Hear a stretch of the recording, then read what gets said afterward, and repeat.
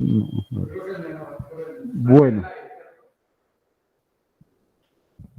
Bueno, hoy es un día anómalo. Hoy jugó Colombia, empató con Bolivia, 1-1 me dicen. Es un día eh, interesante para hablar de competencias comunicativas. Entonces vamos a tratar pues de hacer este encuentro muy didáctico como siempre, muy operativo, muy pues como interesante, muy en clave de lo que hemos ido hablando. Les cuento que en la plataforma está subido lo de la semana de hoy. Para hoy tenemos, digamos, como dos momentos del encuentro. Un primer momento consiste en el diálogo a propósito del cuento de algo va a suceder en este pueblo de Gabriel García Márquez. Espero que haya muy buena y más como conversación alrededor de ello, tanto en presencialidad como desde casa. Y luego estaría el tema de hoy, que no sé si lo alcanzamos a terminar, depende de qué tanto pues trabajemos esa primera parte, que la verdad me parece bien si abordamos ello con detalle. Y la segunda parte tiene que ver con lo que es las normas de acentuación, vamos a ver, y los conectores. Estas son técnicas de redacción específicas. Muchos, cuando tenemos, digamos, como nos enfrentamos a la construcción de textos, no tenemos muy presentes ese tipo de herramientas y la verdad no es tan difícil, sino que sí requiere que yo construya el texto y ahora, por ejemplo, esos manuales de conectores para verificar, para que no caigan las muletillas o en el tema de estar pues como repitiendo palabras. Pero bueno, eso lo veremos en la segunda parte de hoy. Pero bueno, vamos iniciando. ¿Cómo nos fue con la historia de algo grave va a suceder en este pueblo? ¿Inicio por virtualidad o por presencialidad? Ya, ya desde casa están alzando la mano, entonces si quieren iniciamos con los que están desde casa y luego vamos aquí con los presenciales. Iniciaríamos con Marlon, tienes la palabra. Buenas noches para todos. Profe, pues acerca de algo muy grave va a pasar en este pueblo, pues en mi opinión, eso es como el poder de la palabra o de la información, ¿cierto? Por ejemplo, hay un dicho que dice que el hombre es esclavo de lo que dice y amo de lo que calla. Entonces, ¿qué pasa con eso? Hay que tener mucho cuidado con lo que se dice o a quién se dice o cómo se dice, ¿cierto? Porque una frase y una oración fuera de contexto puede volver todo como una bola de nieve. Y pues que eso fue el caso que pasó en el pueblo. Muchísimas gracias, Marlon, por tu aporte. Karen Trujillo. Bueno, profe, dentro de lo que se leyó digamos, del cuento de Gabriel García Márquez, pues me pareció bastante curioso cómo a partir de un presentimiento de una persona y un comentario que se hace, se involucra todo ese, digamos, toda esa propuesta de la gente de empezar a qué va a suceder. Entonces, digamos que el de la carne también ayudó a que se propagara la información y de llevar y traer, digamos, el cuento, en ese caso, pues provocó que todo el mundo saliera del pueblo y desapareciera a la final, digamos, el pueblo y las personas que estaban ahí se habían trasladado. Entonces, digamos que sí es un poco de saber decir y saber a quién decirlo, porque realmente hay una malinterpretación de la palabra. Muchísimas gracias, Karen. Y bueno, también para los que vienen las intervenciones con Ever y los que estamos acá, me interesaría también escuchar de pronto cosas de forma y de fondo. Es decir, que tanto lo que se dijo en las dos intervenciones anteriores, como por ejemplo el tema de qué tal la lectura, muy difícil, muy densa, muy extensa, porque ese tipo de elementos también son fundamentales. En clave de lo que habían dicho, por ejemplo, en la primera clase, muchos me decían, no, es que a mí no me gusta leer. Bueno, fue difícil leer este texto a los que dijeron eso, vieron otra cara de la lectura, porque aquí también estamos, digamos, como tratando de trabajar ello. Entonces vamos contigo, Ever. Bueno, buenas noches, profe, y buenas noches, compañeros.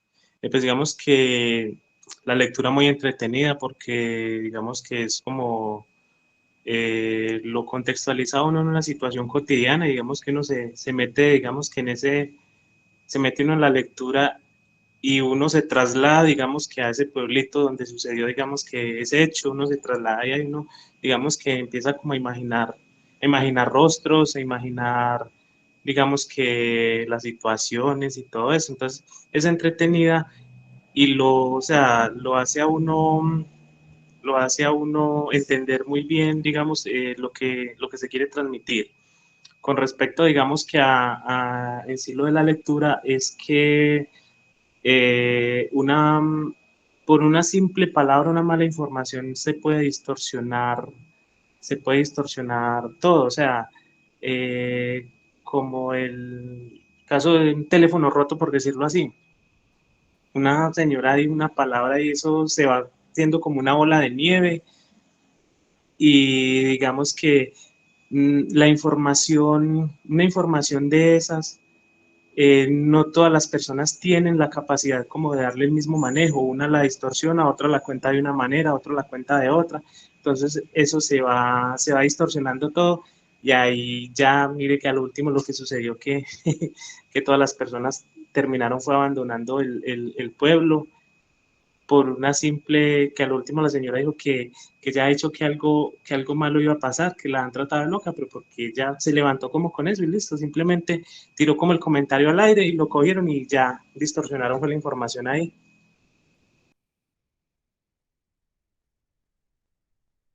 Listo, muchas gracias, Ever. No sé si Karen vas a decir algo más a tu intervención, ¿vas a aportar algo? No, profe, pues la verdad, si usted dice que cosas de fondo, yo creo que para mí fue muy divertido meterme, digamos, en la lectura y empezar a, como decía el compañero, a imaginarme esos casos donde las personas empiezan a interpretar digamos, a hacer esa controversia con el resto de las personas. Listo, muchas gracias, Karen. Y bueno, ya cerramos con las intervenciones desde casa. Vamos con las intervenciones en presencialidad. Y aquí hay una guerra por intervenir. Entonces, me parece muy bien. Iniciamos aquí por orden de fila. ¿Cristian? Buenas noches a todos. Profe, pues la verdad me pareció muy interesante el cuento. Primera vez que leo un cuento de ese tipo. Me pareció muy interpretable. Y lo que puede notar ahí en el cuento, más que todo, es la forma de saber a quién se le dicen las cosas. Porque, por ejemplo, para la mamá solamente era un presentimiento, pero ya cuando van a alguien como al señor de la carnicería, vemos que pues como se acerca más gente, se difunde más, y más en esta área que es un pueblo donde está encerrado la comunicación, digámoslo así. Que puede suceder en una ciudad o en un país porque obviamente están los medios de comunicación, las noticias, y si salen a decir algo como mañana va a caer un meteorito, entonces pues esto se vuelve de locos. Entonces más que todo es saber interpretar las cosas y saber a quién se le dicen las cosas. Muchísimas gracias, Cristian. Hola, buenas noches. El cuento yo ya lo había leído en el bachillerato.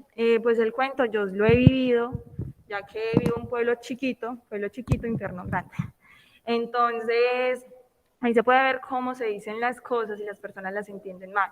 En el cuento se puede ver cómo se difundió el miedo entre todas las personas y también podemos ver que el carnicero tuvo provecho de esta situación, ya que pudo matar otra vaca y vender más carne.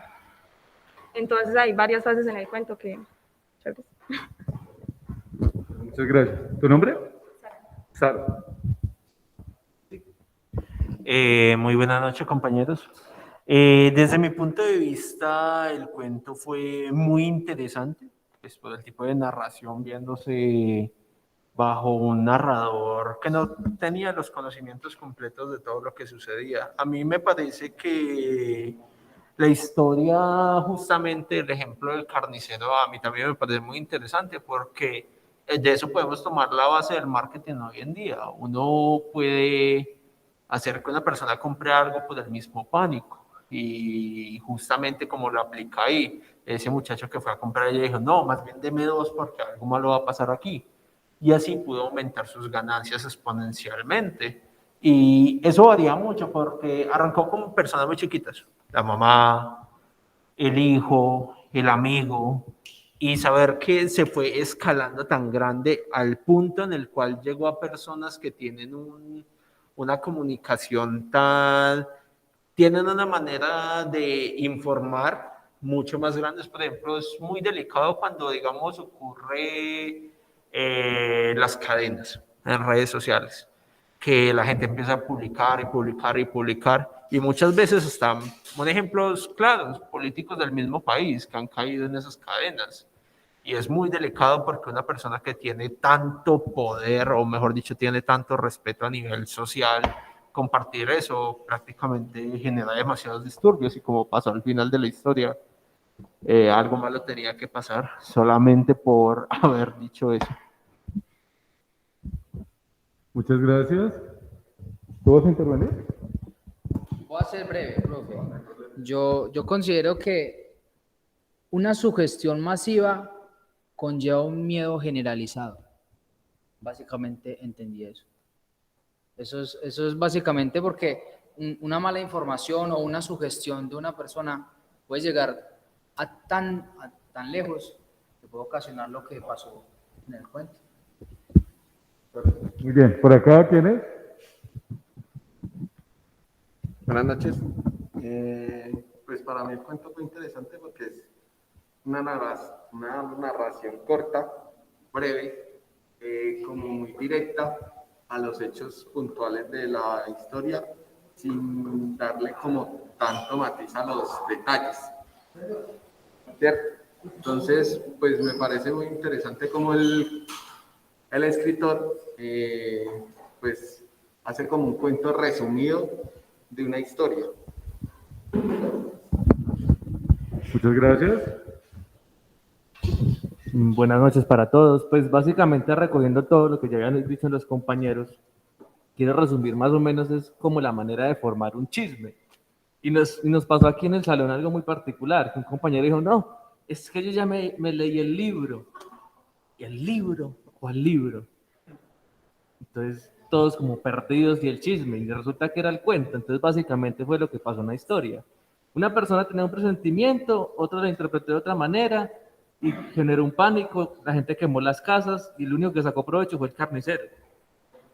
Entonces básicamente es eso, es como la manera de generar un chisme o una mala comunicación en el pueblo. Muchas gracias. ¿Por acá van a intervenir? No, esto, los que estamos aquí en la universidad comentamos. Bueno, buenas noches. Del libro me deja que siempre una información hay que constatarla primero antes de tomar decisiones. Usted nos enseñaba hace muchos días de eso, de constatar una información si era verdadera o no. Entonces, y eso suele pasar, digamos, en el Face. Tanta información que sale y muchos, porque me pasa a mí, vamos y la contamos a otros y eso se va regando y son noticias falsas. Entonces es primero contactar la fuente y para ver qué tan real es. Y acerca de la lectura, pues yo soy una de las personas que nunca me ha gustado leer, muy poquito, pero con esta lectura me entretuve y como que lo va cautivando uno a leer más. A leer.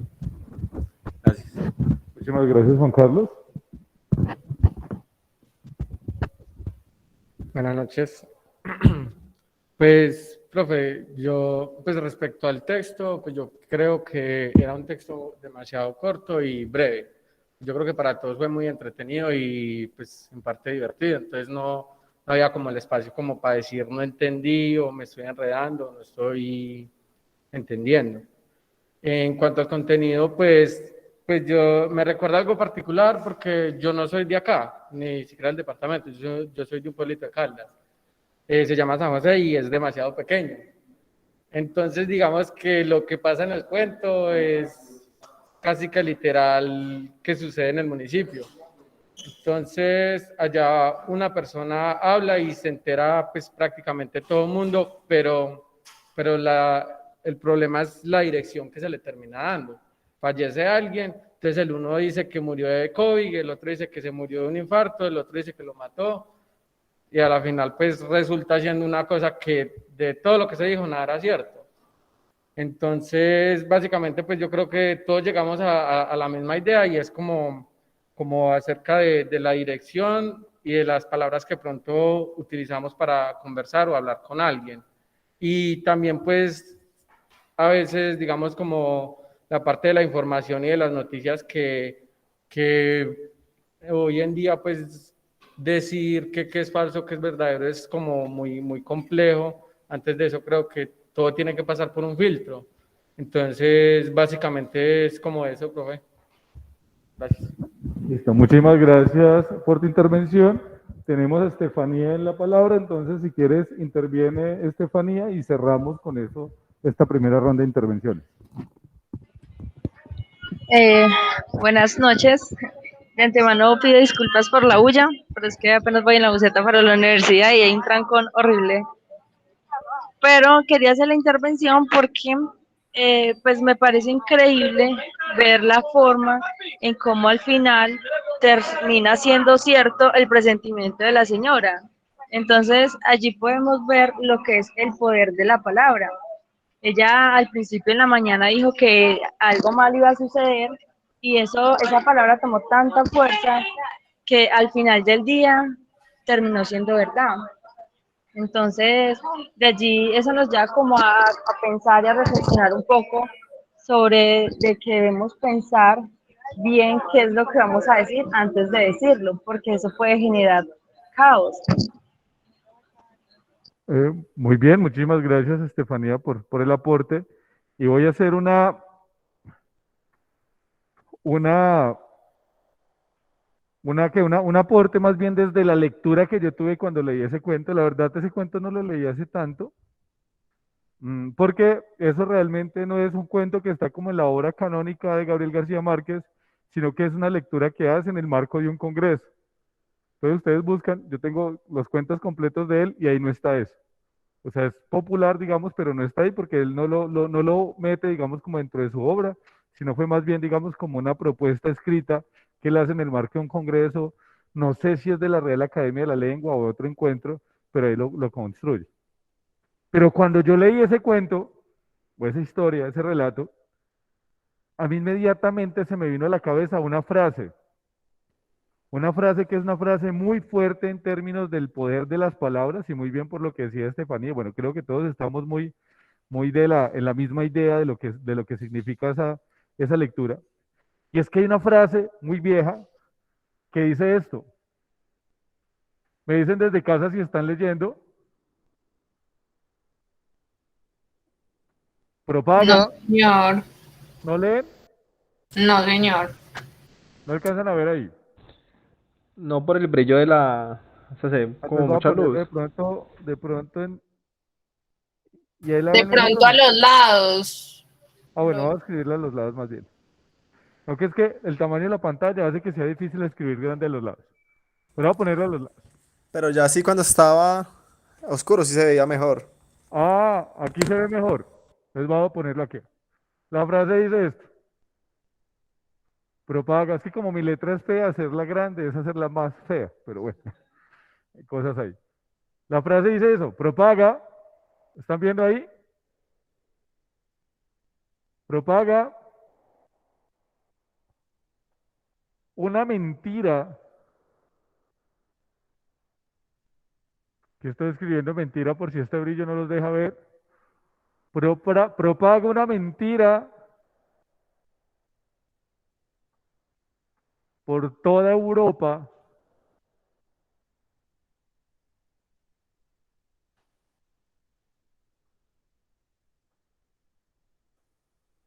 propaga una mentira por toda Europa y volverá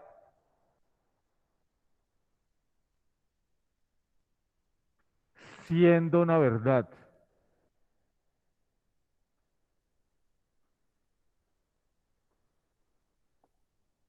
¿Alguien sabe de quién es esta frase? La vuelvo a leer para los que están desde casa si no la ven bien. Dice así: propaga una mentira por toda Europa y esta volverá siendo una verdad, o esta volverá siendo cierta. ¿Alguien recuerda o escuchó de quién es la frase? ¿De quién? Esa frase,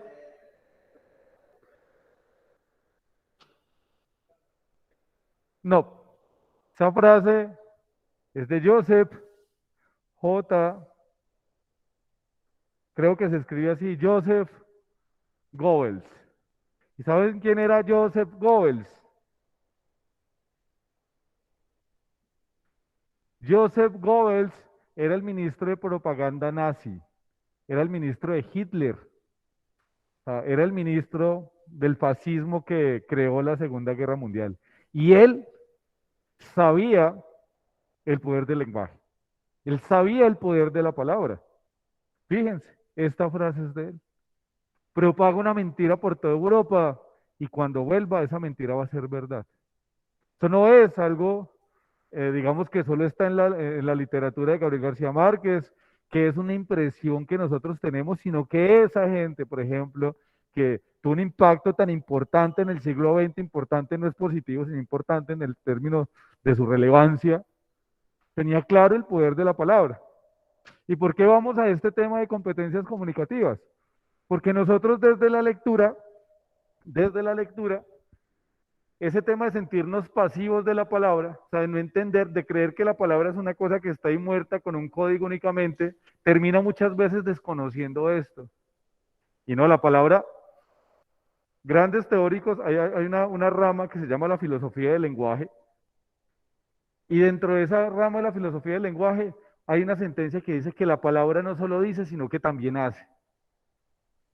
Cuando alguien dice, yo te voy a matar, no está diciendo solamente. Esas palabras son sentencia. ¿Sí? Ahí está haciendo, ¿sí?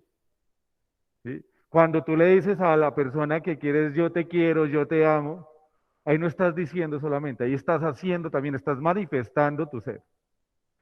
Entonces el poder de la palabra es tal que alguien como Goebbels, que era, o sea, todo el tema de la propaganda nazi tuvo una cosa descomunal, o sea, ellos no llegaron ahí como de gratis, o sea, hay una estrategia publicitaria enorme, y a los que les guste todo ese tema del marketing, la publicidad, tienen que ir ahí, porque para bien o para mal, gran parte de la publicidad que tenemos hoy moderna, parte de esta época, de toda esa lectura que se generó en el marco de la guerra. Entonces, buenas noches. Cuando yo leí esa historia de algo grave va a suceder en este pueblo, inmediatamente pensé en esto, ¿sí?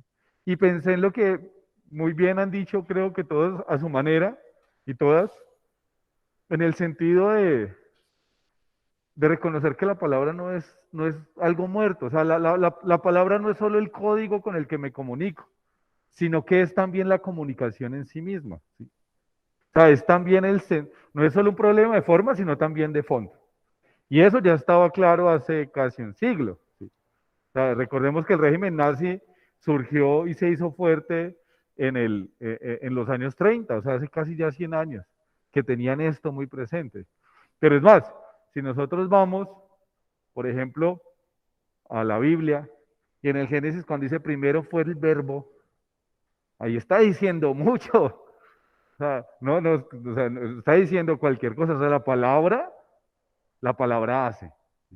Todo se hizo a partir de la palabra. Estoy hablando pues desde el relato mitológico de lo cristiano, que me parece más una frase muy bella, pero también está diciendo eso. O sea, ¿por qué? Porque si nosotros no tenemos presente qué tanto impacto tienen nuestras palabras en los otros y en las otras personas, pues yo no voy a tener competencias comunicativas, ¿sí? O sea, sí, porque, o sea, es una cosa lógica, o sea, digamos lógica, no básica más bien, y es tener presente eso también es hacerme reflexionar a mí, cuando yo escribo algo y cuando yo digo algo y cuando yo entono algo, tener presente qué tanto eso tiene impacto en el otro, ¿sí? En el que está ahí, o sea, en el que está recibiendo ese mensaje y qué tanto eso va a imprimir un efecto en el diálogo que estamos teniendo, ¿sí? ¿sí? Si a mí, y lo miramos desde el campo profesional, desde el personal, desde todos los campos. Pero si yo voy llegando tarde al trabajo, hoy no llegué casi, llegué tempranito, pero si fuera un caso hipotético, y a mí mi jefe llega y está ahí en la entrada y me dice que esto no vuelva a pasar. Yo no lo estoy tomando chévere. Yo estoy tomando como una amenaza, una sentencia, ¿sí? O sea, está impeliendo, o sea, esa palabra te está diciendo. ¿Por qué estoy yéndome tan allá? Porque es que ahorita, por ejemplo, hoy vamos a trabajar, si nos alcanza el tiempo, si no lo hacemos la próxima sesión porque es un tema relativamente corto, normas de acentuación. Nosotros creemos que las tildes son un problema de fondo, de forma, perdón. No, es que yo pongo las tildes porque es que hay que ponerlas. Pero resulta que una tilde más o una tilde menos puede cambiar el sentido completo de lo que se está diciendo. Totalmente. Voy a hacer un ejercicio que es un poco brusco, pero la verdad es que se queda mucho en la psiquis de la gente. Y creo que eso da cuenta un poco, por ejemplo, de esto. Voy a hacer el ejercicio muy simple y ya cada uno de ustedes deduce. Y es que una cosa es que yo diga, el bebé y la mamá, y otra cosa muy distinta leer eso sin las tildes. No voy a leerlo sin las tildes, por supuesto. Pero creo creo que hay una gran diferencia entre decir el bebé y la mamá a leer esto sin las tildes. Y mire que son dos tildes, o sea, son dos, no sé desde casa cómo nos fue con esto, pero son dos pequeños signos lingüísticos que marcan un cambio total en el sentido de la palabra. Entonces, ¿a qué voy? Que cuando nosotros reconocemos que las palabras tienen un impacto, ¿sí? Que las palabras no solo dicen, sino que también hacen. Entonces yo ya no, porque a nosotros, lamentablemente, no siempre, pero sí muchas veces nos dicen que es que la ortografía es un problema estético. No, es que hay que poner las tildes porque es que así escribe mejor, o en las comas o los puntos. No, son un problema de sentido. ¿Sí? Entonces cuando a mí me dicen, oye, ponle la tilde porque tú me estás diciendo una cosa totalmente diferente, pues yo ya me preocupo por poner la tilde, porque obviamente me está cambiando lo que yo puedo escribir por WhatsApp, lo que yo puedo escribir de un texto, obvio, o sea, cambia la interpretación, ¿sí? Imagínate yo presentándole a un amigo a una amiga y él y termine confundiendo estas dos tildes, ya se vería una imagen totalmente diferente de, de quién es él. ¿Sí? Y como esto hay 400.000 ejemplos que podría trabajar sobre ello. Entonces, digamos que el tema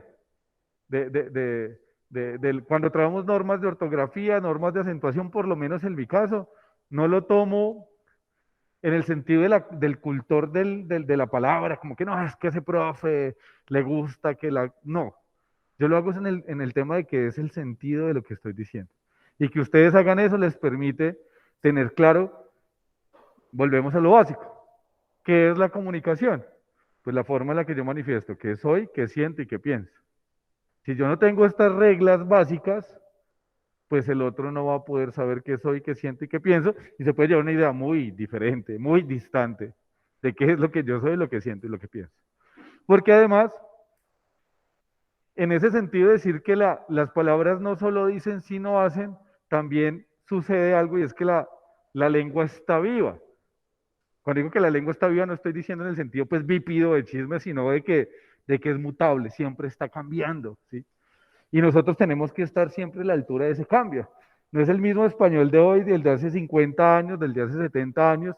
No es el mismo, no son las mismas formas, digamos, de lo que traduce la normalidad. Buenas. Cuéntame. Estamos en clase, dale. Ah, dale, claro que sí, aquí viene la pausa activa y creo que salirse de esta clase por una pausa activa, dale muy bien. Eh, ¿Te lo paso por los que están desde casa? Bueno, aquí desde los que están desde casa, por favor, llegan para hacer la pausa activa. Entonces,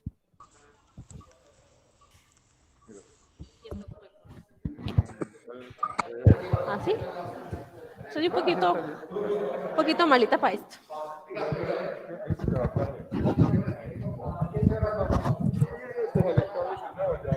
No, malísimo, profe.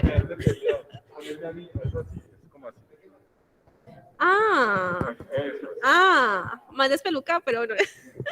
Bueno, póngase pues de pie. Sí, porque es que estar todo el día sentados como que no aguanta. Hay que estirarse. Bueno, vamos a estirarnos pues ahí en el puesto. El profe también, ahí en la casa también. Eso. Ahora vamos a estirar las manitos hacia arriba. Y los piecitos también. Acá no ha tronado ninguno, vea. Sí, hacia atrás.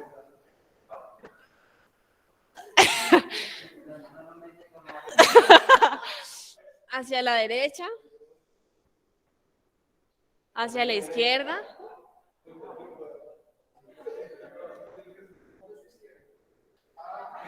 La mano a la que sea con tal de que la hagan. En la casa también espero que la estén haciendo porque estar todo un día pegado del computador como que no da. Obvio. La cabecita.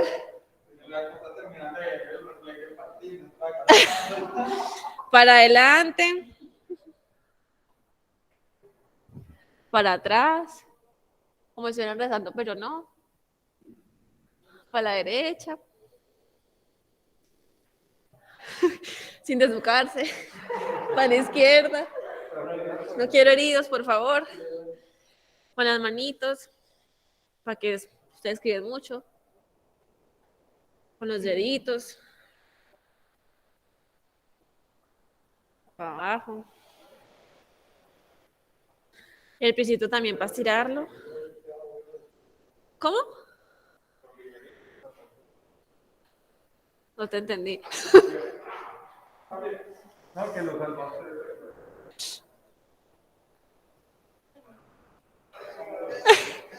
Por ahí escuché que uno traqueó.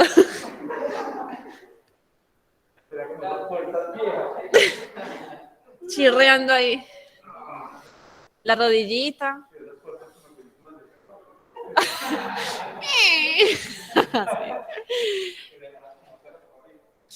Listo, chicos, gracias. Espero que les haya servido el descansito. A ustedes en la casa también, gracias. Estaremos por acá haciendo Gracias. cosas activas. Espero que les haya servido. Muchas gracias, Alexandra.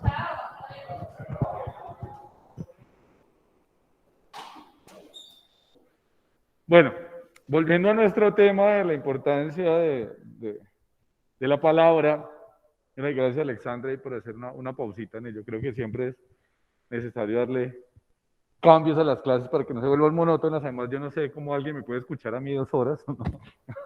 Nunca lo he entendido. Pero entonces es el tema de cuando uno habla de la ortografía, de preocuparse, por ejemplo, cuando ustedes envían un texto o cuando ustedes escriben en el WhatsApp, no es un problema de forma, ay, este man tan cansón. No, es un problema de sentido. ¿Sí? O sea, esfuérzate por eso, no porque va a haber una policía del idioma, va a llegar la RAI ahí a condenarte, sino porque pues finalmente expresarte bien puede ayudarte en garantizar que eso que quieres comunicar le llegue a la otra persona. Cristian, ¿vas a intervenir? No sé si yo soy muy viejo o qué, pero eso también influye mucho en la tecnología, porque anteriormente cuando uno iba a mandar un mensaje de texto en los Nokia 1100, pues usted tenía que acortar las palabras porque si no, pues le cobraban otro mensaje. Entonces, pues yo creo que apenas en esta generación estamos tratando de cambiar otra vez esas palabras, porque créame que yo cuando tenía 13 años, 10 años, escribía por qué la P y la Q. y ahorita es donde pues uno sabe que separado con tildes pregunta, ¿cierto? Entonces yo creo que también eso es forma de la cultura de implementar la tecnología.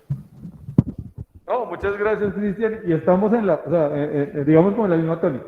¿Qué es lo que pasa? O sea, la comunicación, o yo hablo de las palabras en función de eso, de comunicación.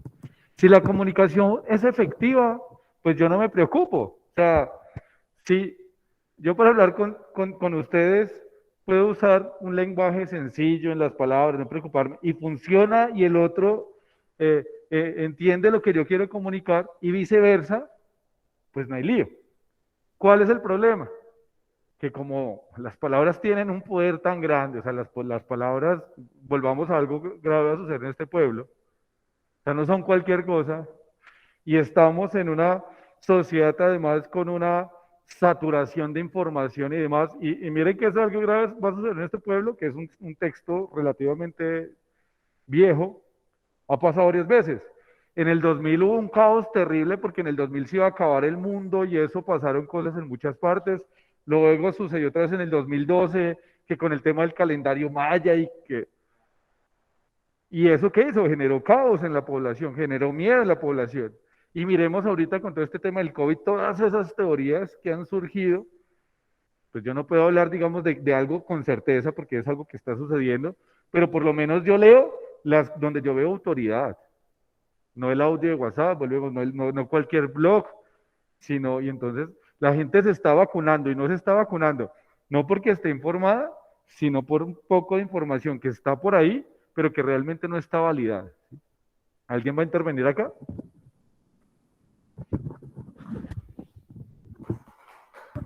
Es como el claro ejemplo de Carrasquilla cuando puso que los huevos valían 1800. Eso es exactamente lo mismo, es una falta de información y transmite algo que tampoco se hace. Muy bien, ese ejemplo es muy bueno.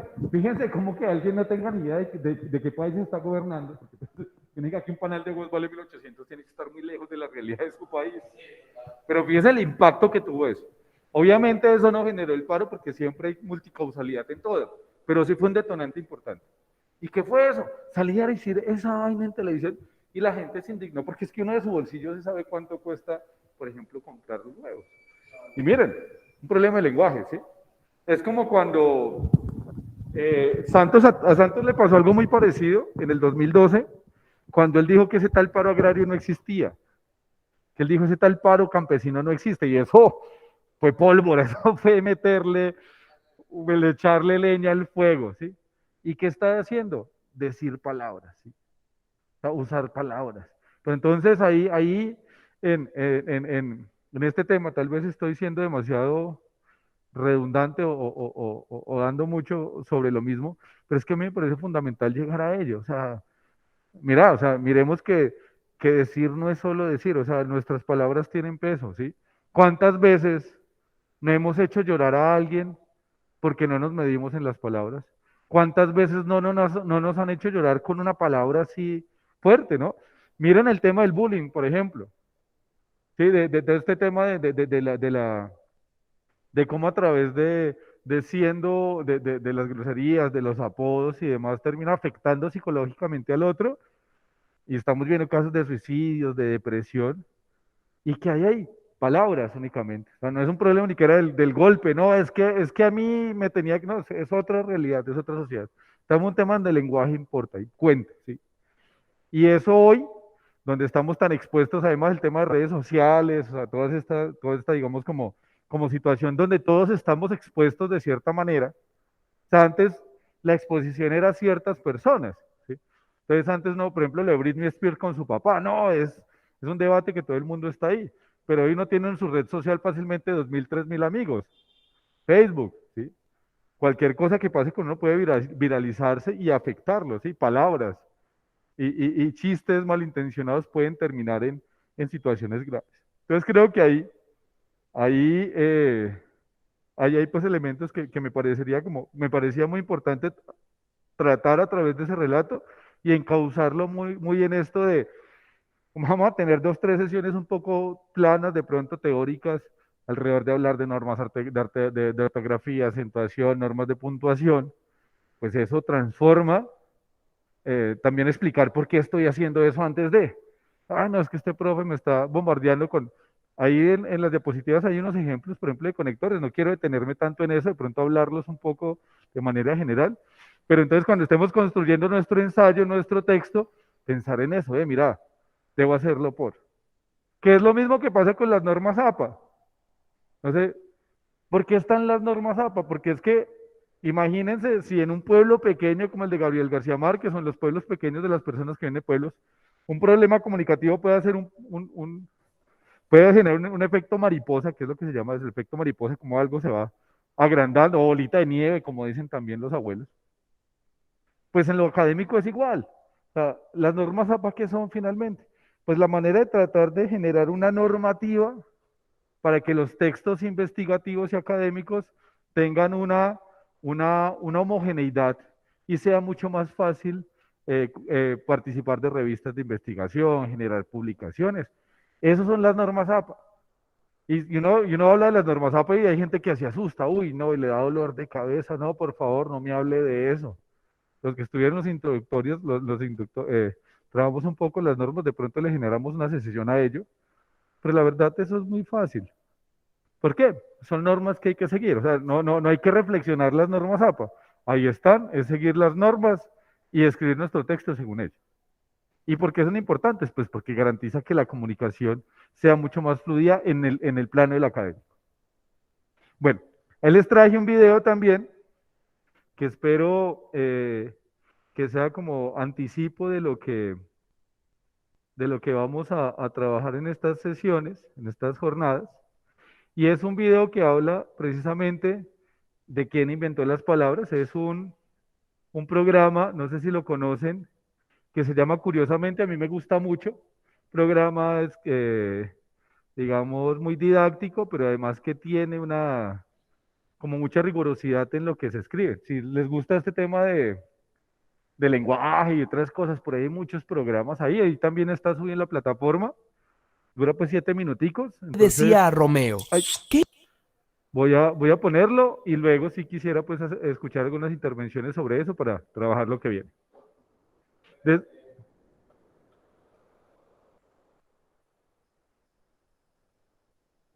Listo. ¿Desde casa están viendo el video?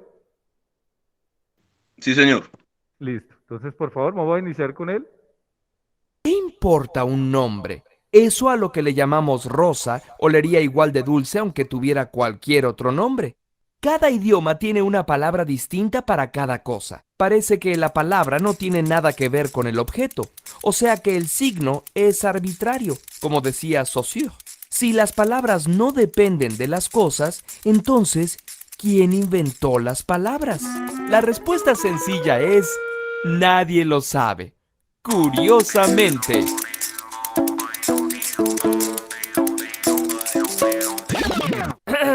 Pero nosotros no nos conformamos con respuestas como esa, ¿verdad? Igual que con el origen del hombre, la mitología también ofrece algunas respuestas. Según las historias bíblicas, Dios le pidió a Adán que nombrara a todas las criaturas del mundo. Todos en el mundo estaban tan contentos hablando el mismo idioma que se propusieron hacer un proyecto en común, una torresota en Babel. A Dios no le gustó la idea y confundió todas las lenguas. Según la mitología nórdica, los 3 hijos del dios Bor hicieron a las primeras personas con la madera de 2 árboles que se encontraron. El primer dios les dio espíritu, el segundo sentimientos y el tercero el habla. Para los bantúes en África, todos los idiomas surgieron una vez que la gente pasó por una hambruna tan terrible que empezaron a hablar puras borucas y a dispersarse. Y de esas borucas surgieron las lenguas. Por cierto, ¿es lo mismo lenguaje y lengua? No. El lenguaje es cualquier sistema de comunicación no necesariamente hablado. Puede ser químico, como en muchos insectos, o de otros tipos. La lengua es una forma de lenguaje humano con reglas y un vocabulario específicos. Cada lengua tiene su habla y, muchas veces, su escritura. De la escritura es un poco más sencillo encontrar el origen, porque sí queda un registro físico. Lo primero que escribieron los seres humanos no fueron sonidos, sino números. La verdadera escritura de palabras empezó en el año 3200 a.C. en Mesopotamia y fue la famosa escritura cuneiforme cuyos rasgos parecían pequeñas cuñas. Mira, esta es la cara de una vaca o buey, tal como la dibujaban los antiguos egipcios. Después, así escribían el mismo animal los fenicios, al que llamaban Alf, y los hebreos Aleph. Al parecer era más fácil dibujarlo de lado. Luego los griegos tomaron esa misma imagen, la rotaron un poco más y la llamaron alfa. ¿Ya la reconociste? Además, ya no significaba buey, sino el sonido A. Cuando los romanos invadieron Grecia, tomaron el alfabeto de ellos y en latín la letra alfa se convirtió simplemente en A. Y del latín pasó al español que hablamos nosotros. La escritura de todas las letras del abecedario tiene una historia interesante que se puede rastrear miles de años atrás. Pero, ¿y el habla? ¿Cuándo empezó? Seguramente mucho tiempo antes. ¿Y cómo? Como no hay evidencia física, los lingüistas no se ponen de acuerdo y existen dos ideas principales. Unos dicen que, como en la historia de Babel, originalmente había una sola lengua madre, el idioma proto-sapiens, y conforme los pueblos se fueron dispersando, las lenguas se fueron diversificando. La otra idea propone que, una vez que nos expandimos más allá de África, surgieron las primeras lenguas en África, Medio Oriente, Europa y Asia. ¡Ay, pero cómo surgió o surgieron esas lenguas madre! Perdón.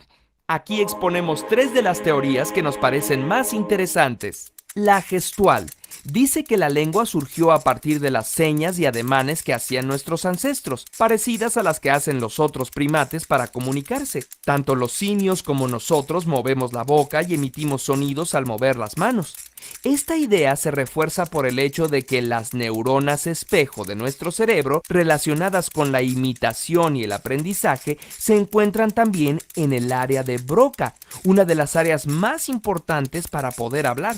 La teoría de dejar al bebé dice que, a diferencia de las peludas mamás chimpancés a las que sus bebés pueden colgarse todo el día, las mamás prehistóricas a veces tenían que dejar al bebé. Entonces tenían que hacerles cariños y arrumacos para hacerles saber que no los estaban abandonando. No, chiquito. Como el lenguaje siempre se desarrolla desde temprana edad, es probable que esta teoría tenga algo de cierto. Las teorías evolutivas y del simio autodomesticado sugieren que, al proveerse de entornos más seguros, nuestros ancestros pudieron relajar zonas del cerebro que servían para comunicación más estereotipada, como la de otros animales, y permitir que los sonidos y el orden en el que se emitían fueran más creativos. Además, las necesidades sociales se fueron haciendo más importantes que la mera supervivencia. Noam Chomsky es un lingüista que hizo notar lo maravilloso que es que podamos construir un número infinito de frases,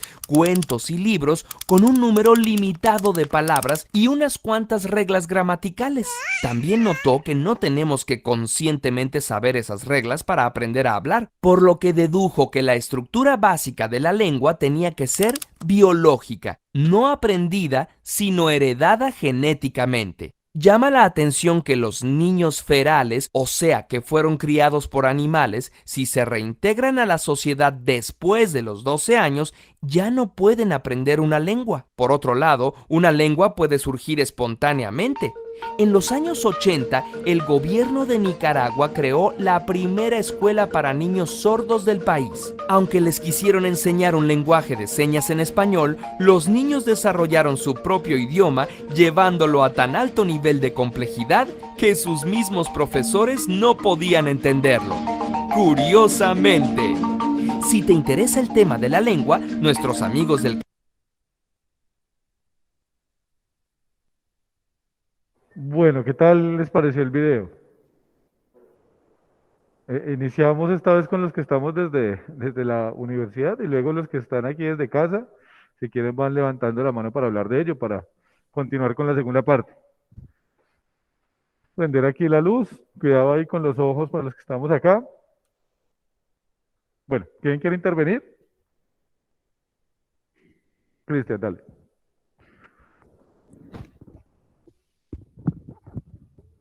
Profe, pues del video nos queda, pues, o a mí me queda muy claro de que todo lo que está escrito es más fácil rastrearlo, ya que, pues, si uno, por ejemplo, acá dice, mañana le traigo un dulce, pero llega mañana y, venga, usted me dijo que me va a traer un dulce, y cuando, o sea, compruébeme eso, mientras que si está escrito y está lo que se utiliza hoy en día, una firma o una huella, entonces, vea, es que usted me dijo eso y se lo puedo comprobar. Entonces, vemos que desde hace mucho tiempo, lo que está escrito es como el sistema de garantía para poder avanzar. Listo, muchísimas gracias, Cristian. Buenas noches. Queda claro que el hombre aprendió a hablar por necesidad, ¿cierto? Y que primero debió aprender a hablar para poder escribir, porque pues el habla es hacerse, y aprendió a hablar para hacerse entender. Eso es lo que yo entendí del... Dale, muchas gracias. ¿Alguien más tiene algún aporte? Desde mi punto de vista, a mí me pareció un concepto muy interesante el del habla, debido a que, más que todo desde el punto biológico, pues, por ejemplo, hay muchas acciones que nosotros hacemos al día de hoy, que es con el lenguaje corporal, no solo el hecho de hablar. Uno por alzarle los ojos a una persona, claramente se entiende qué está pasando en determinada situación. Entonces, no solo el hecho de decir el habla en sí, sino que el lenguaje, la manera de comunicarnos que nosotros tenemos, es algo que traemos muy de nuestros antepasados, desde las bases más primitivas. Hacerle alguna seña, alguna señal, lo que podrían utilizar para cazar, para hacer cualquier otro tipo de comunicación no tan literal. Yo lo veo desde ese punto de vista, que el habla surge a través de un factor biológico que hemos heredado y hemos mejorado y actualizado para tener una mejor comprensión.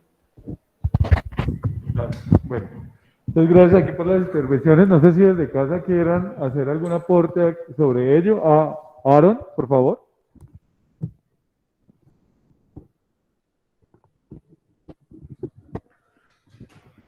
Aaron escribe, el lenguaje, voy a leer aquí el mensaje. El lenguaje ha sido necesario desde la existencia del hombre y ha nacido espontáneamente en cada cultura. La lengua se pudo generar a través del lenguaje y la necesidad de comunicar mejor las cosas. Muy bien, muchas gracias, Aaron, ahí por compartirnos tus apreciaciones también. Y quiero hacer un cierre, digamos, como de esta parte, con este video, en el sentido muy también de pronto de lo que se ha ido tratando aquí, es la diferencia entre la oralidad y la escritura.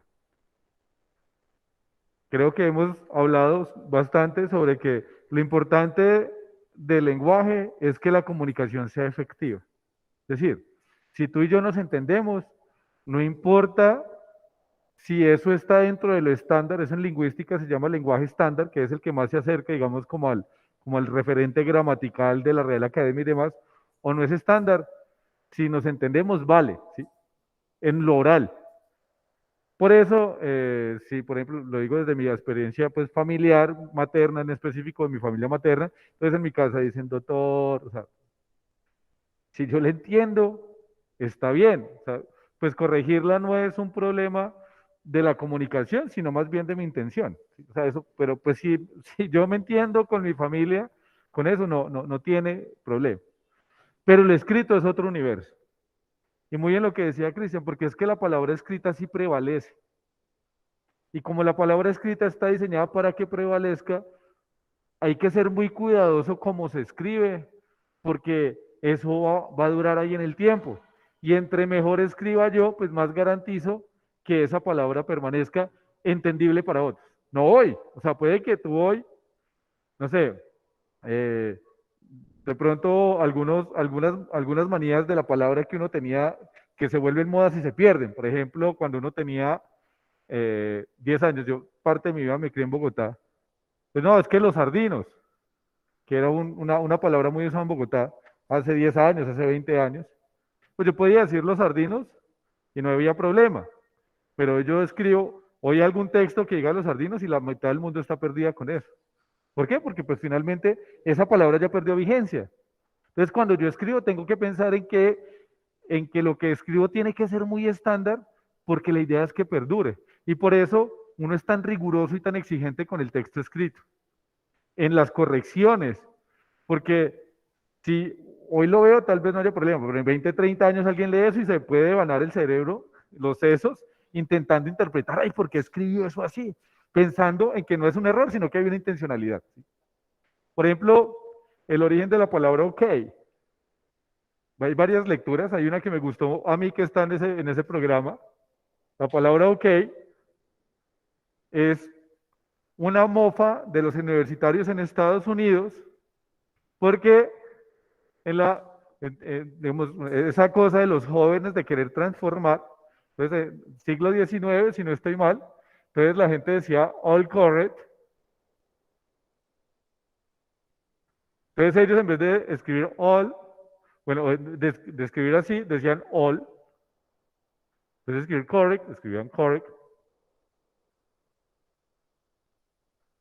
Entonces, ¿qué es eso? Ok. Y llegó el correo postal y empezó a masificar. Que obviamente estábamos en la época del telégrafo que quería siempre sintetizar palabras, lo que decía ahorita el Nokia 1100. Entonces, ¿qué pasó? En vez de decir all correct, ok, y terminó masificándose por todo Estados Unidos y luego pues pasa a nosotros el ok. También se ha hablado del zero kills, pero no, que es más cercana a esto. ¿Puedes decir algo, Cristian?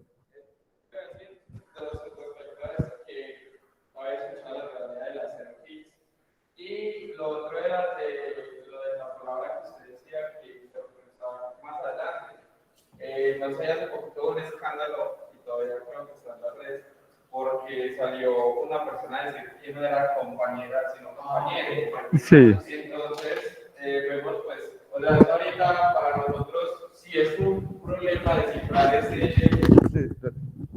si es un problema descifrar ese compañero, ahorita imagínese unos miles de años adelante o descifrar unos miles de años atrás. Entonces,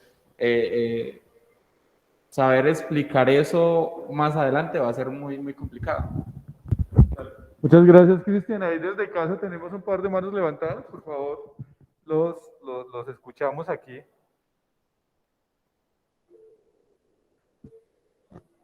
Oscar. Ever, ¿no habéis levantado la mano? Sí, señor. Dale, Ever, te escuchamos. Pues la pregunta mía, digamos que la intervención mía estaba basada más que todo en lo que el compañero pues acabó de expresar ahorita, pues digamos. ¿Puedes subir un poco la voz? Que no te estamos escuchando acá en... Ahora sí me escucha, profe. Un poco mejor, sí. Bueno, digamos que la intervención mía o la pregunta que iba a hacer era más que todo lo que acaba ahorita de decir el compañero, pues la cuestión ahora con lo del lenguaje inclusivo, pues no tengo como muy claro como eso de que cómo surgió o por qué, no sé, la verdad, pues, ¿usted qué opina de eso, profe?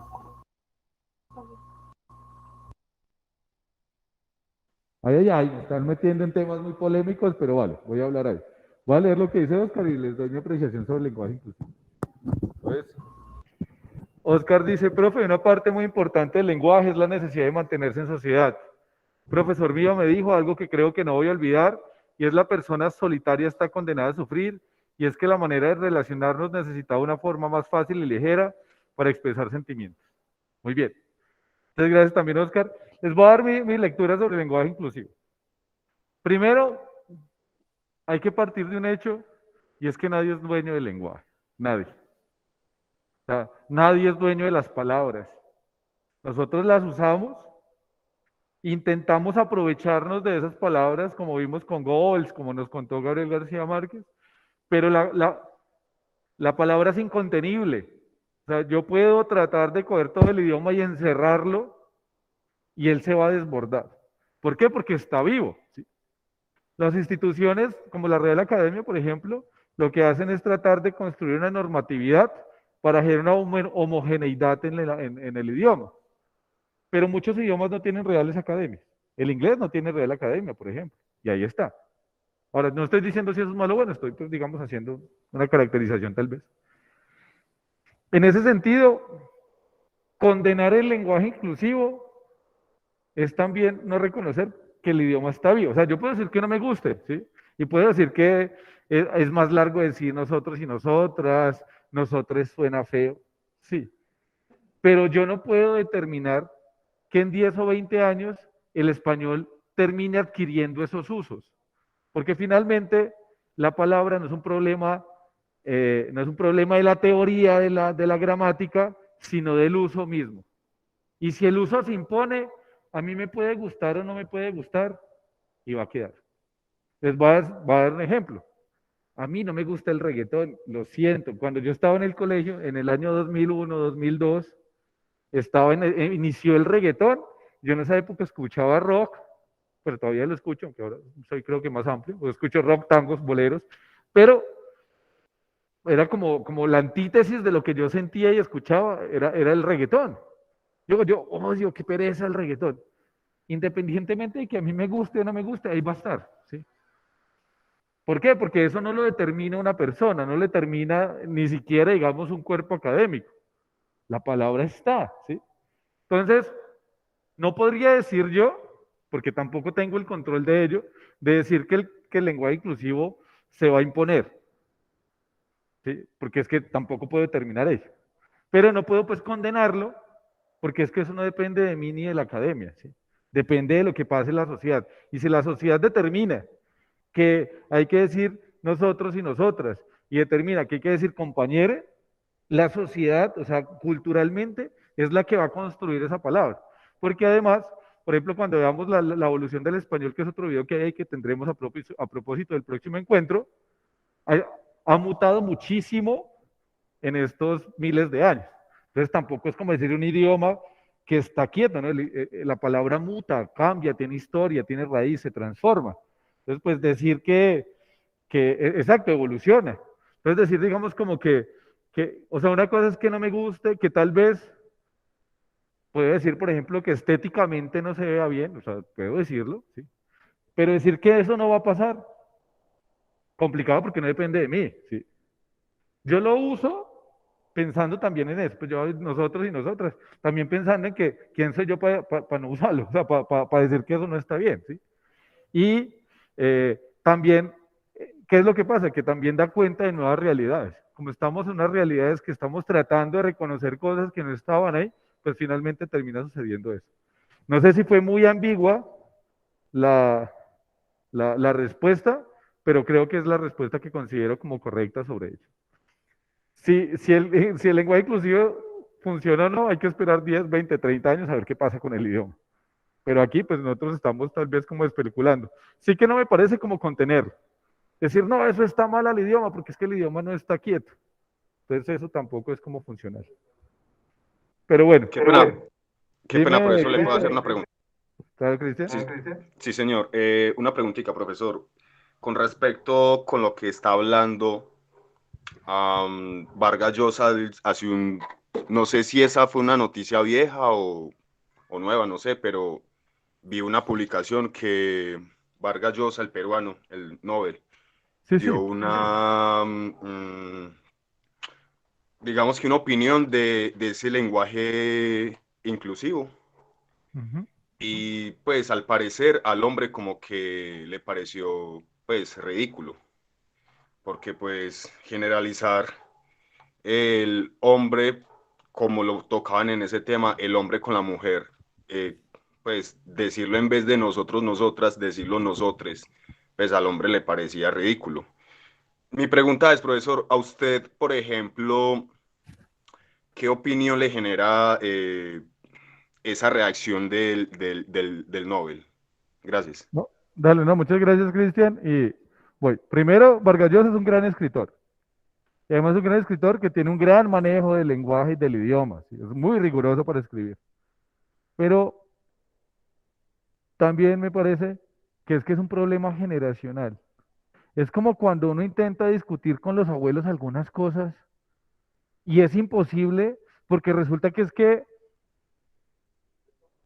hay una distancia histórica de percepciones de realidades que ya se les hace muy difícil como asumir ello. Entonces también hay que entender que hay algo que es fundamental y no solo le pasa a él, nos pasa a todos, es que nosotros también somos víctimas de nuestro contexto histórico. O sea, nosotros estamos en un momento, un lugar, y ese momento, un lugar también nos impone ciertas, digamos, ciertas matrices. ¿Qué es lo que digo? Complementando ello, que el que él conozca o alguien conozca muy bien el idioma no lo hace dueño tampoco del idioma, ¿sí? Y además, no hay alturas intelectuales en el idioma. ¿Qué significa?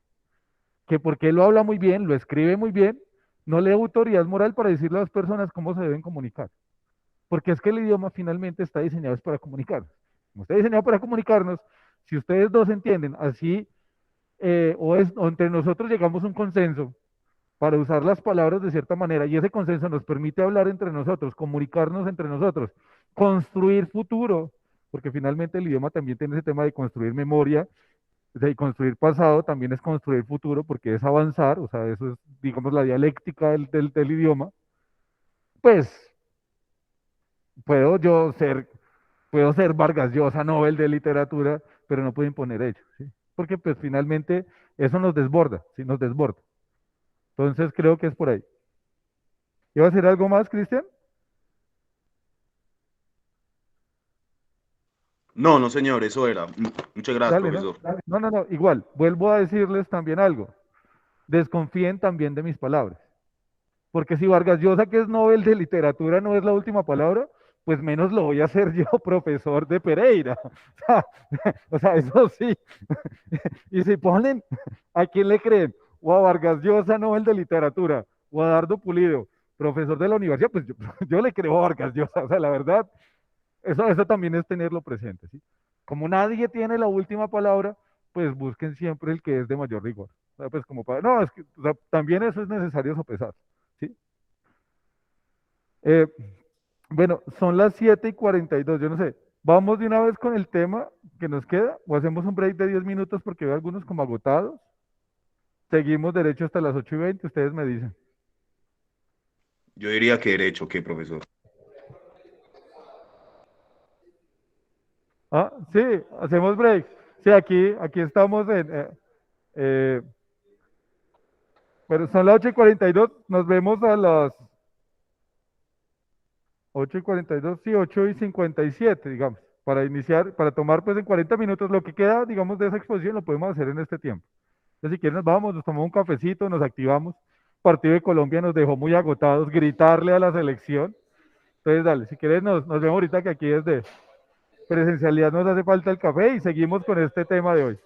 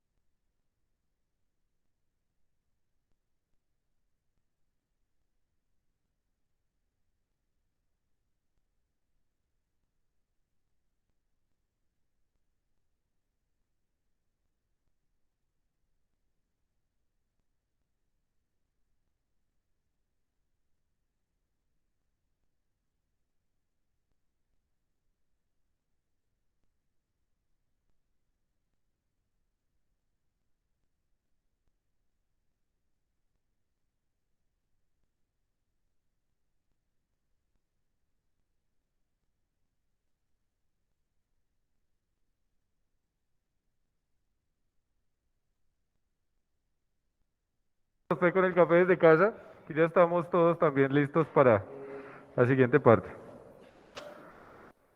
¿Cómo estamos todos desde casa? Están volviendo ahí del café.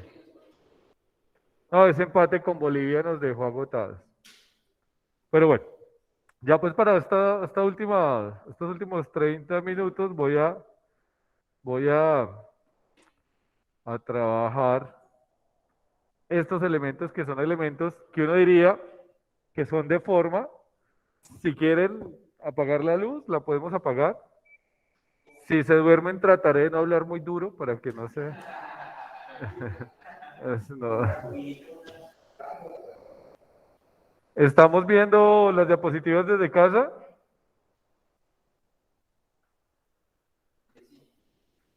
Sí, profe. Muchas gracias, Juan José, por contestar. Bueno, digamos lo que está ahí, les recuerdo, eso también ya está en la plataforma, estas diapositivas están acá, es la semana 4, están acá listas. Como les decía, si uno las mira, pues es una presentación muy de forma, pero en la palabra todo de formas de fondo. Son dos elementos, es uno que tiene que ver con los conectores, y es que hay un tema con lo que es con la oralidad. Resulta que como la oralidad es contextual, uno puede que no necesite tantas palabras para hacerse entender mientras lo están viendo, mientras lo están escuchando. Pero como la palabra escrita, como creo que lo vimos un poco también en el video que teníamos ahí de Curiosamente, es un código arbitrario para entender, para generar la comunicación, requiere de muchos más elementos para que sea fluida. Por ejemplo, ¿por qué a nosotros o a muchos de nosotros no nos gusta leer? No es porque no se me dé la lectura, sino porque no me exponen tal vez a lecturas que sean adecuadas y que me atraigan. ¿Qué es lo que pasa? Que así como nosotros leemos poco porque no tenemos libros que se acerquen a nuestros hábitos, a nuestros gustos, también suele suceder que como escribimos poco, más que escribir, terminamos pasando nuestra oralidad al lenguaje escrito. Entonces, cuando uno habla, usa muletillas, es decir, usa palabras que se repiten mucho, o tiene ademanes, o sea, en la comunicación oral, y eso cuando uno termina pasándose al escrito, pues resulta que el texto se ve redundante, es agotador leerlo, o sea, se vuelve como cansón.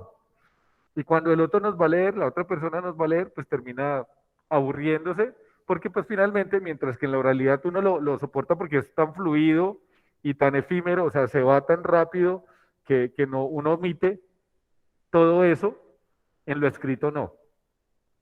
Y eso sucede entonces que cuando yo tengo que hacer textos académicos, tengo que evitar ello.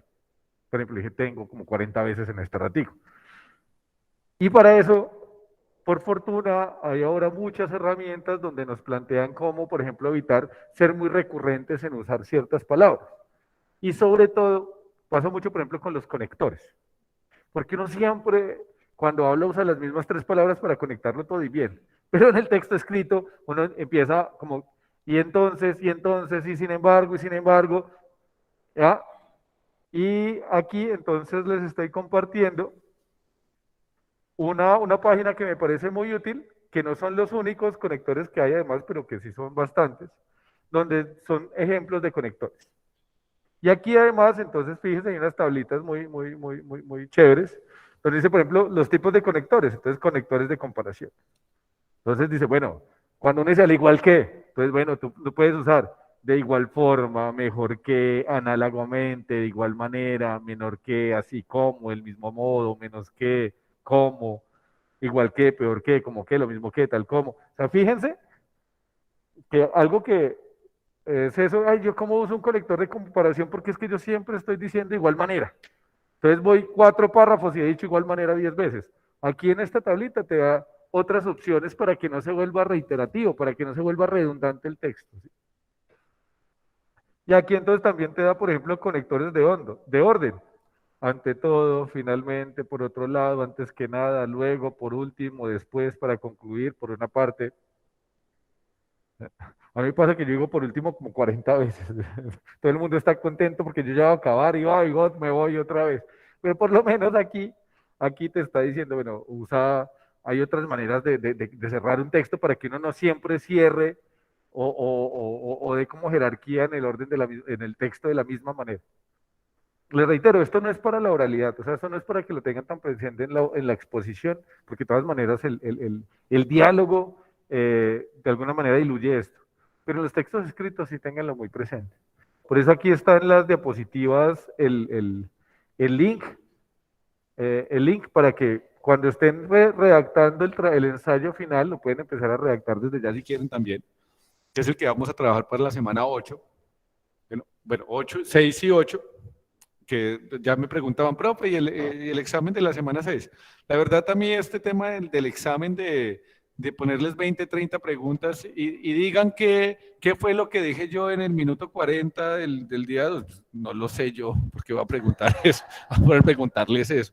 Pero, por ejemplo, construir un ensayo, un texto argumentativo, algo que dé cuenta pues de este proceso de aprendizaje alrededor de lo que hemos hablado en estas sesiones, puede ser cualquier tema. Me parece como importante pensar un cierre de competencias comunicativas así. Realmente, para mí, este proceso debería tener dos formas de evaluación. Un texto escrito y una exposición. ¿Qué es lo que pasa? Que como estos grupos son muy amplios, las exposiciones terminan siendo muy cortadas de 3 minutos y como la verdad competencias comunicativas es muchísimo y son solo 2 horas, exponer sería sacrificar temas. Y por eso no pongo la parte de exponer, o sea, de presentación. También podría, pero estaba pensando que para la semana 6, cambiar un poco la propuesta, eso lo podemos dialogar el próximo encuentro, y por ejemplo que ustedes se graben exponiendo 3 minutos y me lo envíen.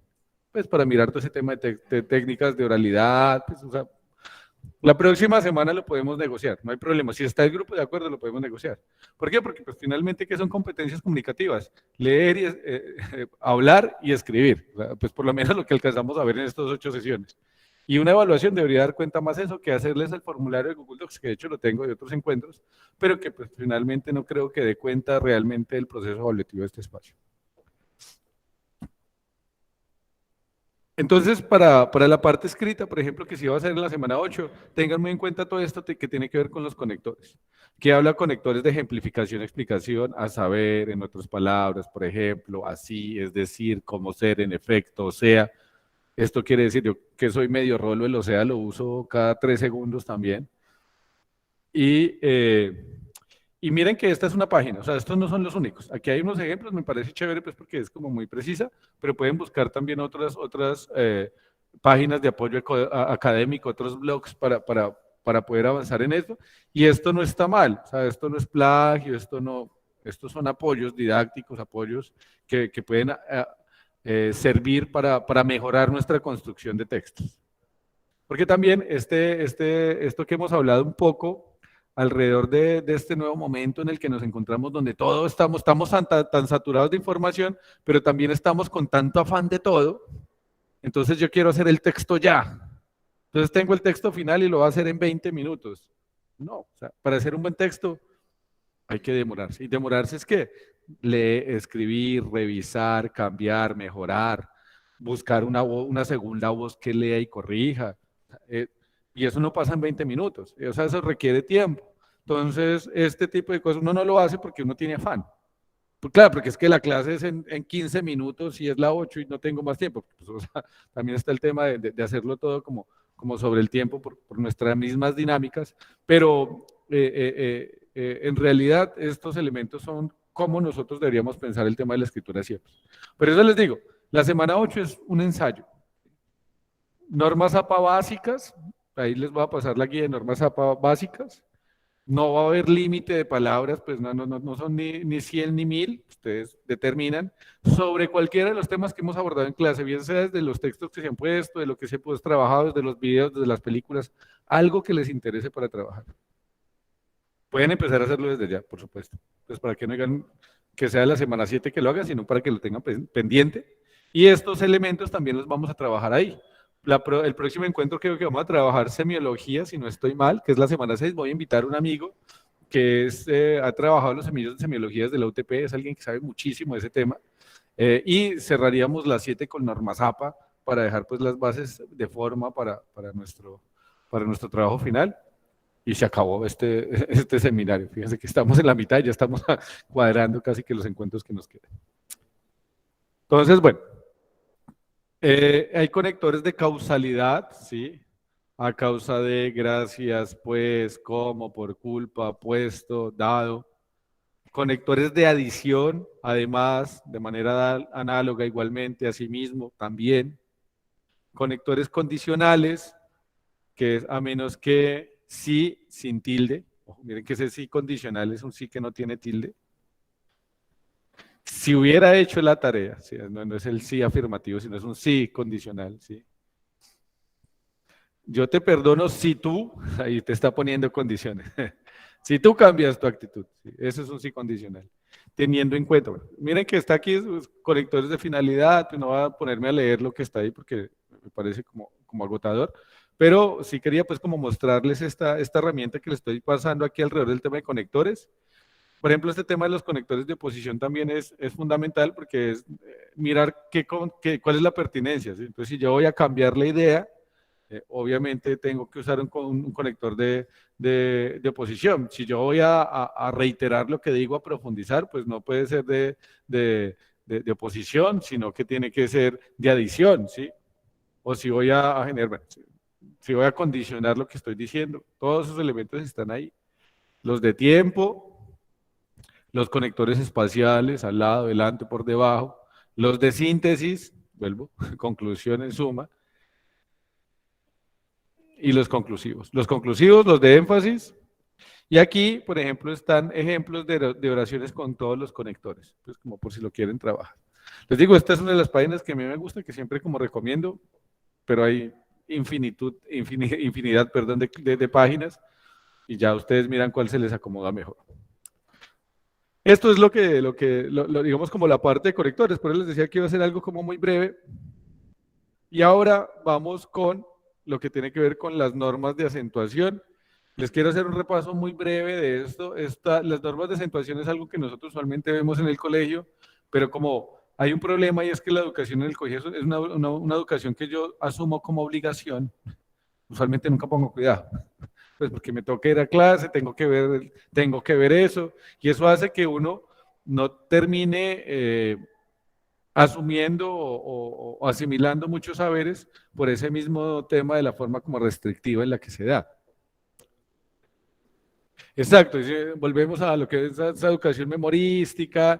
Entonces la idea es poder como hacerles un recorderis muy rápido de este tema de las normas de acentuación. Y la próxima sesión trabajaríamos entonces normas de puntuación y mapas conceptuales. Porque también el tema del mapa conceptual no es solo un tema de forma, sino que nos permite también dar cuenta de saberes. Y les voy a poner una tareita muy pequeña, más tipo de ejercicio, y es ver una película o leer algo y hacer un mapa conceptual sobre eso en la próxima sesión, no en esta. No me preocupe que para esta no va a haber tarea, porque me preocupa, porque creo que vamos a celebrar el empate de Colombia contra Bolivia, pues como voy a ponerles tarea acá. Todo el mundo está, cuando son las 8:30, ojalá no me cierren allí. No, está bien, yo entiendo.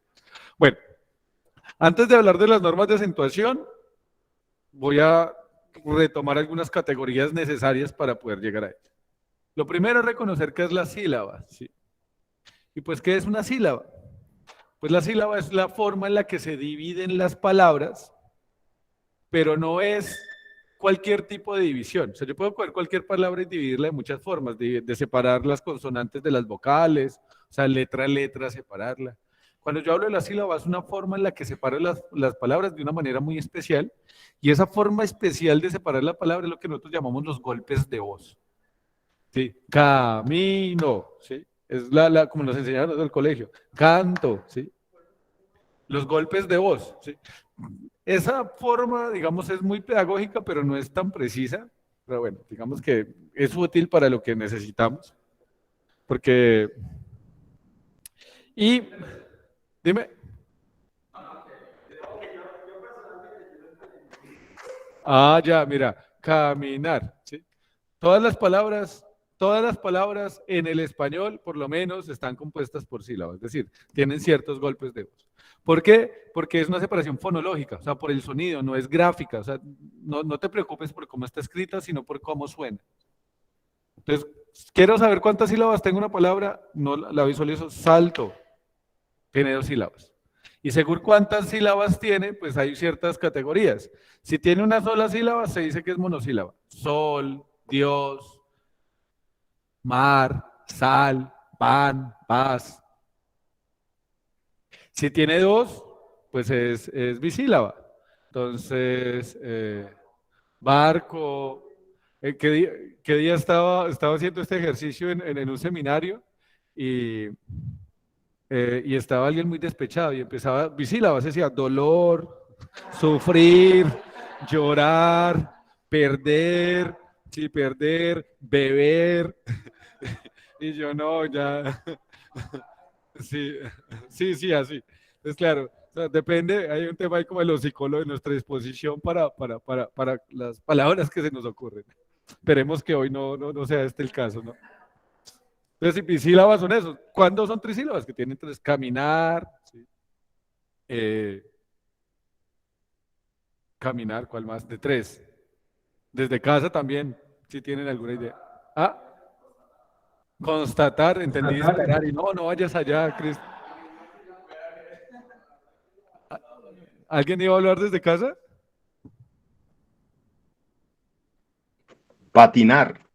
Patinar, Cristian, por ejemplo, es un ejemplo saludable. Aquí es que disparar, no, ya está. No, ya estábamos acá. Muy bien, Cristian. Si tienen más, entonces si tienen 4, entonces son tetrasílabas. Si tienen, bueno, y el español tiene una característica muy propia de nuestro idioma, y es que es una lengua no aglutinante. ¿Qué significa que sea no aglutinante? Que nuestro idioma no tiende a sumar varias palabras a construir una nueva, sino que tiende al contrario a separarlas. Si uno ve, por ejemplo, el alemán, uno ve que es una palabra como de todo un renglón del subtítulo. Porque el alemán, sí, parece una palabra que aquí se dice en 2 golpes. Pero porque el alemán es un idioma aglutinante. Entonces, ¿qué es lo que pasa? Que a partir de una palabra se unen varias y construyen nuevos sentidos. Nosotros no, nosotros en el español usualmente intentamos siempre dividir. ¿Eso qué significa? Que nuestras palabras son usualmente muy cortas. Entonces, de hecho, son tan raras las palabras largas que uno las sabe, esternocleidomastoideo, pues esos juegos de palabras que uno tenía de niño, porque no es muy normal. Ese fenómeno de inserción, o sea, de aglutinación, se usa de pronto para los sufijos, que son los prefijos, ¿se acuerdan? Las palabras, por ejemplo, último, entonces el sufijo de último, últimamente, ese sufijo que está ahí, eso se llama fijación.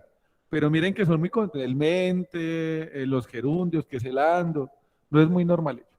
¿A qué voy con esta explicación? Que pues yo puedo, según las cantidades, ponerles nombres, ¿sí? Hectasílaba, si son 7, pero como nuestro idioma es muy corto, después de 5 es polisílabas, es muchas sílabas. No nos vamos a complicar yendo hasta 10 sílabas porque nuestro idioma no lo requiere. O sea, es raro.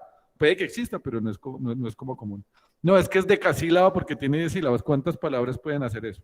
Muy corto. Lo mismo cuando veamos las esdrújulas y las esdrújulas, pues no hay que hablar mucho sobre las sobresdrújulas, porque son muy pocas las palabras sobresdrújulas. Ahorita les explico, si no recuerdan, sobre ello. Bueno, entonces esa es la sílaba. Todos aquí, tanto en casa como en la universidad, nos queda claro cuáles son las sílabas. Separación fonética. Ahora, ¿qué es el acento?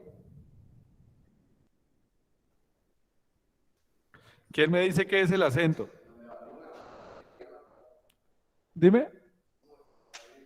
Me dicen cómo está dividida la palabra. No, cómo está dividida la palabra es más la sílaba. No sé si alguien desde casa...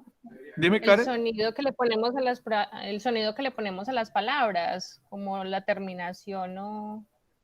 Por ahí, Karen, por ahí. No sería la fuerza en una sílaba. Cristian dice la fuerza de una sílaba, por ahí vas. Ever. Es el sentido de la palabra.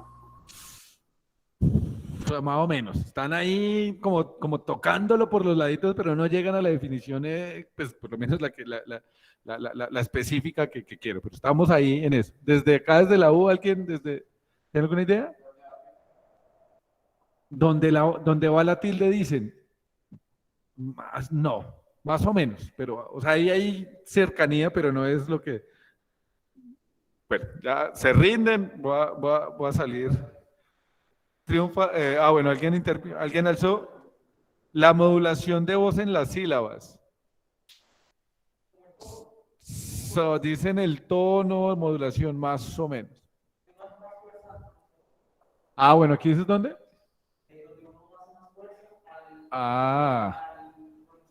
Muy bien. Aquí me dicen, bueno, hay que decir que hay dos tipos de acentos. Lo que pasa es que en el español esos dos acentos suenan al mismo tiempo. Entonces no voy a hacer esa categoría. Bueno, aquí están esas dos categorías. Pero básicamente, cuando uno dice el acento, está la forma técnica de decirlo, que es el elemento articulatorio en virtud del cual se pone en relieve una sílaba de una palabra. Es decir, el lugar de la palabra donde la sílaba tiene más fuerza, ¿sí? O tiene mayor, digamos, como intensidad. Pero hay dos tipos de acento. Antes de ir por allá, para no ir muy lejos, ¿por qué digo que Cristian, por ejemplo, cuando dijo que es donde va la tilde, no es cierto? Porque resulta que todas las palabras en el español tienen acento. Y si uno dice que el acento es donde va la tilde, ergo, y querría decir que todas las palabras se tildan, y no es cierto. Solo unas palabras del español se tildan. Entonces, digamos que no está del todo errado, pero decirlo de esa manera tendería a pensar ello. Entonces, no, todas las palabras en español tienen acento. En el español todas las palabras tienen acento en algún lado. Y depende de dónde tengan ese acento, pues tiene ciertas categorías que vamos a recordar también un poco del colegio. Básicamente, entonces, tenemos el acento prosódico, que es la mayor fuerza e intensidad al pronunciar una sílaba en una palabra, y todas las palabras tienen acento prosódico, todas. Y hay otro acento que es el acento tonal, que ese relieve no se da, digamos, como en fuerza, sino en la elevación del tono. Como en el español el acento tonal y el prosódico siempre caen en el mismo lugar de la palabra, nosotros no los diferenciamos. ¿Saben cuál es la única forma que tengo yo de diferenciar el acento tonal del prosódico? Con la música. Porque cuando uno ve que alguien canta, muchas veces está cantando una palabra y sube el tono de esa palabra, no donde va el acento, y se entiende la diferencia. ¿Sí? Pero si no fuera por la música no tendría cómo explicarles esa diferencia. Afortunadamente existe Camilo Sesto que permite hacer esa comparación. Ustedes ven que los cantantes, Cristian, cuéntame.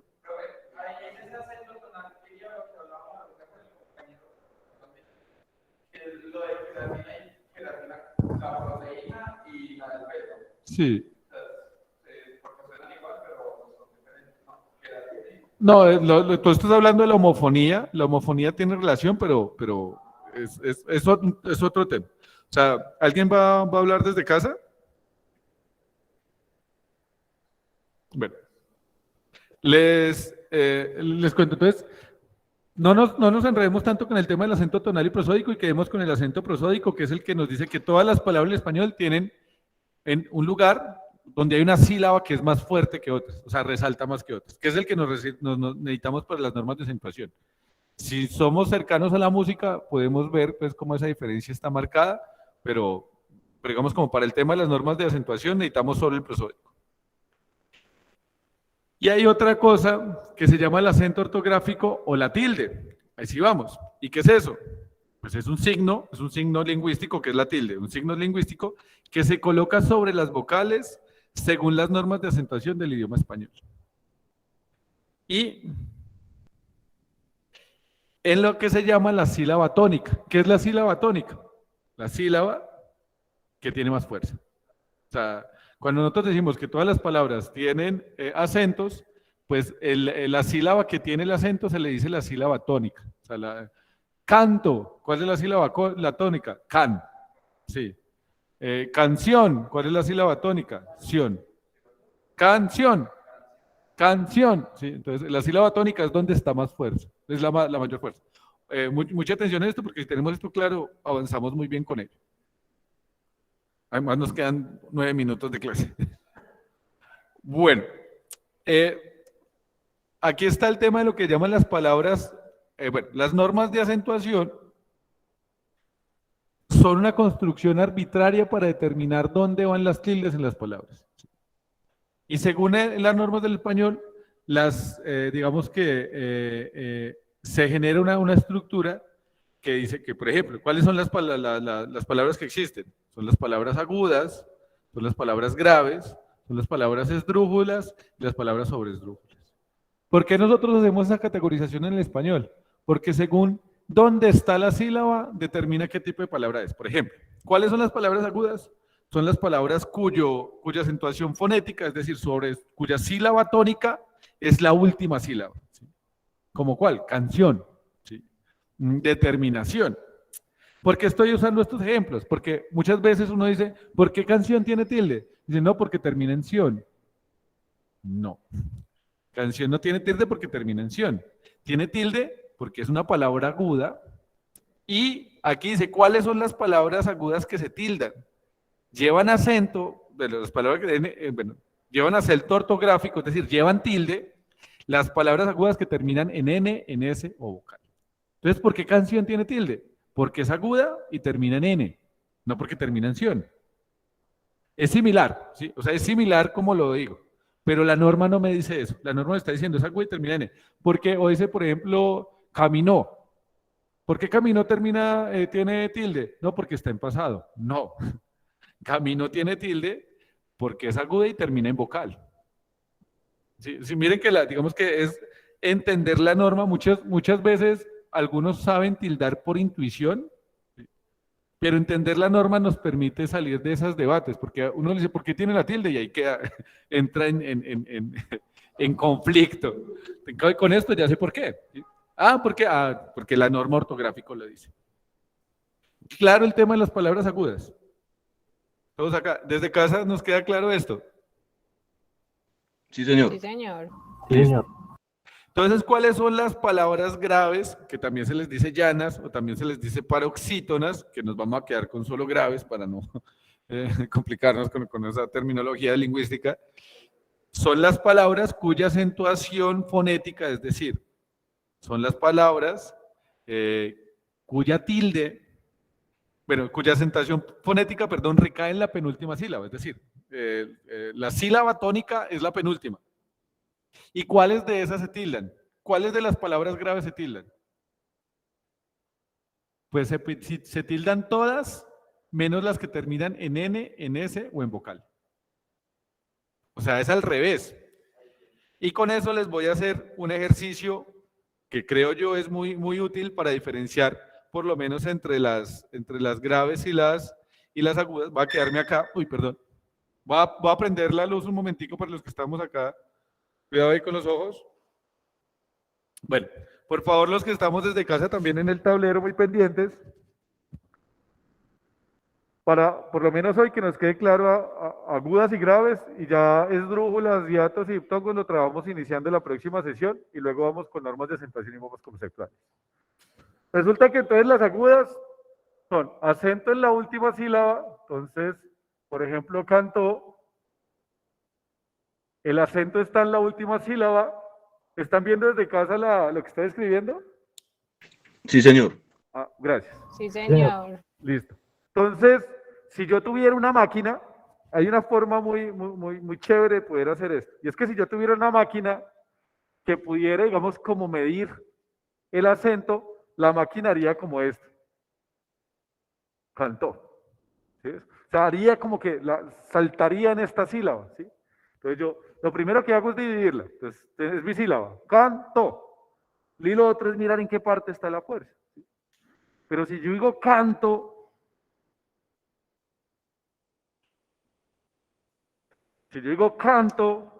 pues el acento está en la primera sílaba, es en la penúltima sílaba. Entonces yo digo canto. Y esa es la misma palabra, hablando un poco de la homofonía. Dime. No, claro. Entonces, ¿por qué canto tiene tilde? Porque es aguda y termina en vocal. ¿Y por qué canto no tiene tilde? Porque es grave y termina en vocal. Otro ejemplo sobre eso, más preciso. Flores. Voy a escribir aquí al otro lado del tablero. Las flores. ¿Flores lleva tilde? No. ¿Por qué no lleva tilde? Porque es grave, o sea, fíjense, flores es grave, o sea, el acento está en la penúltima sílaba, última penúltima, y termina en S. Pero si yo digo Flores apellido, Flores tiene tilde. ¿Por qué tiene tilde? Porque es grave y termina en Z. La norma dice que se tildan todas las graves, excepto las que terminan en N, en S o en vocal. Flores no tiene tilde, y aquí sí esto es homofónico. Yo digo Flores de florero y Flores de apellido y suena exactamente igual. La única diferencia por la que Flores apellido sí tilda y Flores de florero no, es porque Flores termina en Z. ¿Sí? Lo mismo pasa con todos los apellidos que terminan en Z y que son graves. Méndez, Vélez, dime, Muñoz, no, Muñoz no. No, porque Muñoz, a menos que fuera Muñoz. Pero no, está bien, válido es. Entonces, Muñoz tiene tilde. Muñoz tiene tilde. Muy bien, Muñoz no tiene tilde. ¿Por qué? Porque es aguda y termina en Z. Y se tildan las agudas que terminan en N, en S o en vocal. Si fuera Muñoz, se tildaría. ¿Y por qué? Porque se volvería grave y terminaría en Z. Claros estos ejemplos de las graves y las agudas. ¿Sí? Por ejemplo, Carmen tiene tilde. Carmen. ¿Por qué?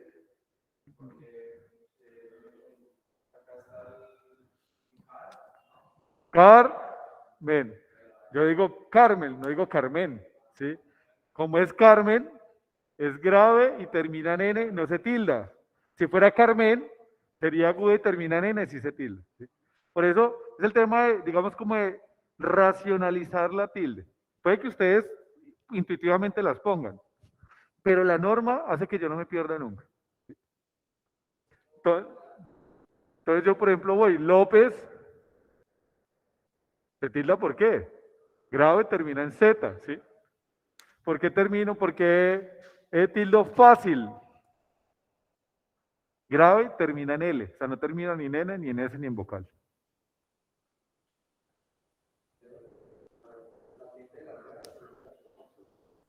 No, pero si tenemos agudas y graves, esdrújulas es mucho más fácil, y el próximo encuentro trabajaremos lo que cambia estas normas de acentuación, que son hiatos y diptongos, y ya con eso sabemos poner las tildes del español. Solo faltan las diacríticas, que hay una paginita web donde están todas, y tenemos eso claro. Entonces, bueno, son las 8:30 de la noche. Creo que podríamos pues como pausar el encuentro de hoy acá. La próxima clase iniciamos terminando esto y vamos con los temas de la semana 5. Espero que haya sido pues de utilidad para todos ustedes y fructífero este encuentro. Y te